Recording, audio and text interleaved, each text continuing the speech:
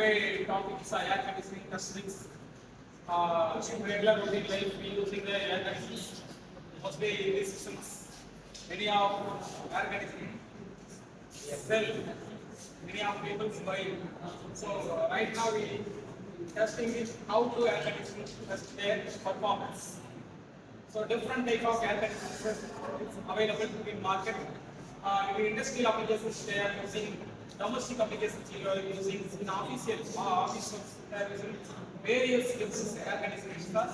They are using the first we see what is the applications of air conditioners. Or can you explain about the air conditioning industry's performance? Are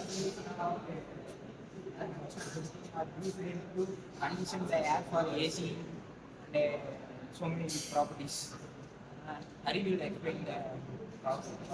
This is the process which we are converting or knowing how air is conditioned properly to survive as atmospheric in the summer season. Most probably in summer season, apart from that, we can convert it heater also in towards the thing. So we have a working process that we are having which. So as we have seen it in the refrigeration system, here is the drain for air conditioning too. So this is the dry and wet temperature of this machine. So it will be seen as under the compressor towards the thing.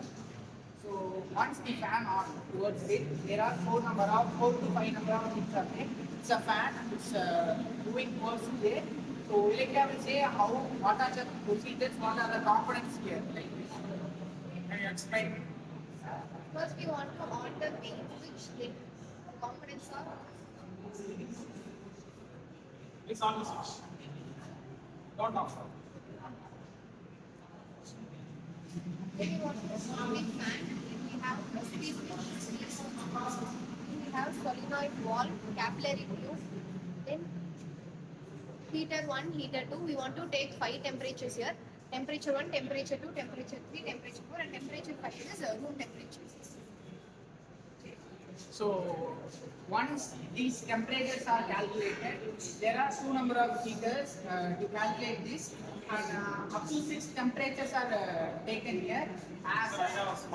What is the use of solenoid valve? Solenoid valve converts air from one place to another, like T1 to T2, T2 to T3. Like it's a proper thing which are made for certain values. This is why this is used to carry the air.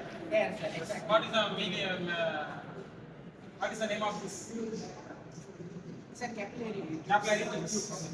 Capillary tube. What is the purpose of this one? This is the regulator? Exactly, sir. It's just how much it have to go through. As the pressure is certain determined, sir.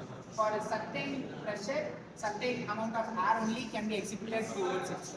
So this regulator plays a vital role in air conditioning.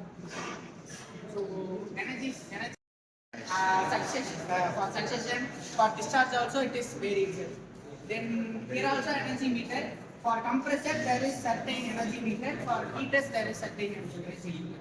Likewise, this air conditioning system is a huge thing. It's a demonstration of physics.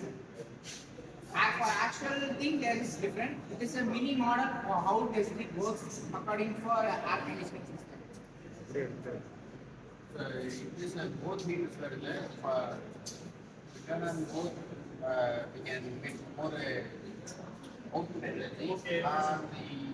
We can so for both the heaters, we can change the temperature for T1, T2, T3, and T4, and both the readings can be seen in this. And for heater 1 and heater 2, both the energy meter readings were also calculated, and the temperature and the pressure. The outlet and the suction were also noted here, and after this, through the capillary tubes, we can adjust the valve to how much amount of air need to be taken out for the compression, and we can be adjusted here, and through this we can change the temperature air to T1, T2, T3, T4, and so on. And Hari will explain. So, what is the applications of this meter?